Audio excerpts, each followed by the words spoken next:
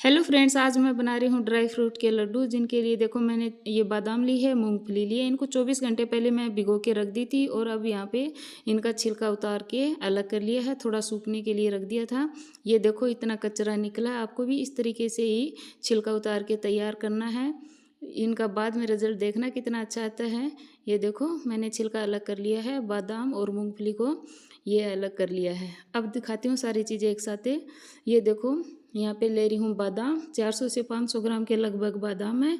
ये छिलका उतारने के बाद मैं सुखाने के लिए थोड़ी रख दी हूँ, ड्राई हो चुकी है। और उस कटोरी में अब ले रही हूँ यहाँ पे मूंगफली। एक कटोरी जितनी मैं मूंगफली ले रही हूँ। मूंगफली बादाम जितना ही काम करती है। आप बादाम ले लो, मूंगफली ले लो, ये आपके अकॉर्डिंग है। आपके पास जितनी क्वांटिटी है उतनी कर सकते हो। ये देखो इस तरीके से मैं एक कटोरी ले रही हूँ। यहाँ पे थोड़ी ले रही हूँ मखाना। ये मखाना है राजभोग वाले। इस तरीके से मैं यहाँ पे इतने ही ले रही हूँ मखाना। मखानों में प्रोटीन बहुत ज़्यादा होती है। बच्चों के लिए, दिमाग के लिए बहुत अच्छे होते हैं। ये देखो इसमें इस तरीके से कोई कचरा हो तो निकाल देना है। ये यहाँ पे छोटी कटोरी ले रही हूँ काजू। ये यहाँ पे है थोड़ा खजूर। इनके मैं सीड्स निकाल दी हूँ, ये बीज निकाल के अलग रख दी हूँ इस तरीके से। और इनको 2 से 3 ऐसे कट लगा भी ली हूँ, ये बीज निकाल के अलग रख दी। अब इनको फ्राई करेंगे हल्की हल्की, इनकी नमी निकल जाए, मतलब इनको थोड़ा थोड़ा ब्राउन होने तक कढ़ाई में पका लेंगे। और थोड़ा मैं ली हूँ यहाँ पे काली मिर्च का पाउडर। ये आँखों की रोशनी तेज़ करने में फ़ायदेमंद है। इस तरीके से मैं यहाँ पे 1 चम्मच जितनी काली मिर्च का पाउडर ली हूँ। अब करते हैं कढ़ाई गरम। ये देखो कढ़ाई गरम हो चुकी है। सबसे पहले मैं यहाँ पे बादाम रोस्ट कर रही हूँ। मीडियम फ्लेम पे करेंगे, ब्राउन होने तक, थोड़ा हल्का सा ब्राउन होने तक इसको ऐसे कर लेते हैं। सारी चीज़ें बादाम काजू ये सब चीज़ें इस तरीके से करके एक परात में निकाल लेते हैं पहले, फिर बताऊँगी। ये मैं बहुत बार बना चुकी हूँ। ये पहले वाले दादी माँ के टाइम से ये ऐसे ही बनाते आ रहे हैं। ये मैं मेरे बच्चे के लिए बना रही हूँ। उनका दिमाग थोड़ा ऐसे ही था तो डॉक्टर ने बोला इस तरीके से आप एक बार ज़रूर ट्राई करके देखना। तब से रिजल्ट बहुत अच्छा मिल रहा है मुझे, तो हर साल मैं बनाती हूँ। और बादाम को भिगोया इसलिए है कि बादाम को अब जब गर्मी सामने आ रही है ना, तो भिगो के करेंगे ना तो इसकी तासीर ठंडी होती है। वरना सर्दी में बनाते हैं ना तो सीधे भी बना सकते हैं। इसलिए मैंने भिगो के बनाया है और इनका छिलका उतार लिया है। अभी ये मखाना इनको भी ऐसे ही रोस्ट कर लेते हैं।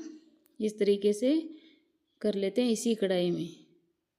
यहाँ पे मैंने ये ली है खजूर। ये देखो थोड़ी चिपक रही है, इससे थोड़ी कढ़ाई भी नीचे लग गई है। ये देखो अब इसी में मूंगफली फ्राई कर लेते हैं इस तरीके से। थोड़ी सी हल्की ब्राउन होने तक इसको ऐसे ही चला के सेक लेते हैं। ये देखो अच्छे से सीख चुकी है। अब इनको सब एक जगह करके और थोड़ा ठंडा होने के लिए रख देते हैं। लड्डुओं में घी की आवश्यकता नहीं होती क्योंकि इसके अंदर ही ऑयल होता है, मतलब लड्डू अच्छे से बन जाते हैं। अगर घी डालोगे तो वो अच्छे से नहीं बनेंगे, टेस्ट भी बिगड़ जाएगा। ये देखो मैंने सब एक जगह कर ली है। अब ठंडे हो जाते हैं, फिर इनको मिक्सी के जार में पीस लेंगे इस तरीके से। इसी तरीके से आप करोगे ना, और एक बार ज़रूर ट्राई करके देखना, बहुत अच्छे बनता है और बहुत अच्छा रिजल्ट मिलता है। आप डॉक्टर को इतने पैसे दोगे, दवाई लोगे, उससे अच्छा है कि फ्रूट वगैरह ये चीज़ें खिलवाओ।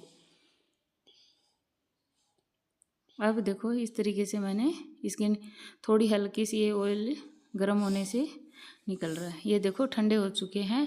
अब इनको मिक्सी के जार में थोड़ा थोड़ा डाल के पीस लेंगे। काजू बादाम को अकेले पीसोगे तो पीसा नहीं जाएगा, मिक्सी के चिपकेगा। इसलिए ये है ना सूखे होते हैं मखाना, तो थोड़े मखाना लेने हैं नीचे और बाद में काजू बादाम मिक्स करके ये लेने हैं।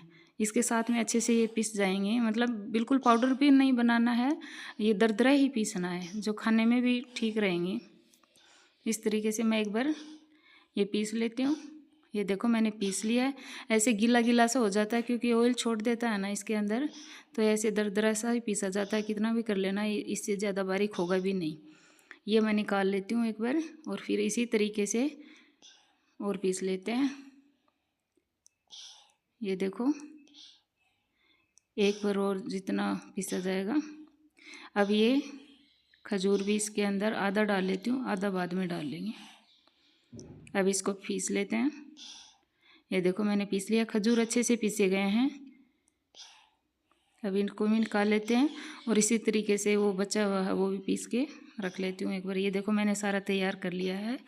इसके ये ऐसी गुठली सी बन गई है, इनको हाथों से अच्छे से कर लेना इस तरीके से। और अब इसमें मैं यहाँ पे खांड मिला रही हूँ, 2 कटोरी जितनी खांड है, लेकिन ये पूरी नहीं लगेगी। आप अपने मीठे के हिसाब से जितनी कम या ज़्यादा मिलाना चाहते हो उतनी मिला सकते हो।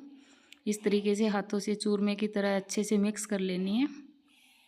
इसमें घी की बिल्कुल भी ज़रूरत नहीं है। इस तरीके से अच्छे से मिक्स कर लेना, गुठली नहीं रहनी चाहिए। और फिर इसके लड्डू बना लेंगे। ये देखो मैंने अच्छे से चूरमा की तरह अच्छे से मिक्स कर लिया है। अब साइज़ में आप मोटा छोटा जितने भी जिस तरीके के लड्डू चाहिए उस तरीके के बना लेना है। और ये कम से कम 1 से 1.5 महीने तक ख़राब भी नहीं होंगे। आप इसको स्टोर करके कितना भी बना के एक साथ रख सकते हो। चाहो तो दूध के साथ भी खिला सकते हो और सुबह नाश्ते में भी दे सकते हो। जैसा आपको पसंद है उस तरीके से आप बच्चे को खिला सकते हो, बड़ों को भी खिला सकते हो। ये देखो ब्रेन वाले के लिए तो इस सबसे बहुत फ़ायदेमंद की चीज़ है। इस तरीके से मैंने सब लड्डू बना लिया। ये लड्डू जो पहले सबसे बड़ी साइज़ का बन गया वो है। इस तरीके से कम 15-16 लड्डू बने हैं। कैसे लगे मेरे ये लड्डू, और आपको अच्छा सा एक कमेंट करके मुझे बताना है। और आप ज़रूर ट्राई करके अपने बच्चों को, बड़ों को और ख़ुद को ज़रूर खाना, क्योंकि मौसम परिवर्तन हो रहा है, आगे गर्मी आ रही है, तो सेहत के लिए भी अच्छे हैं। Thank you, bye bye. Comment, like, subscribe ज़रूर करके बताना मुझे।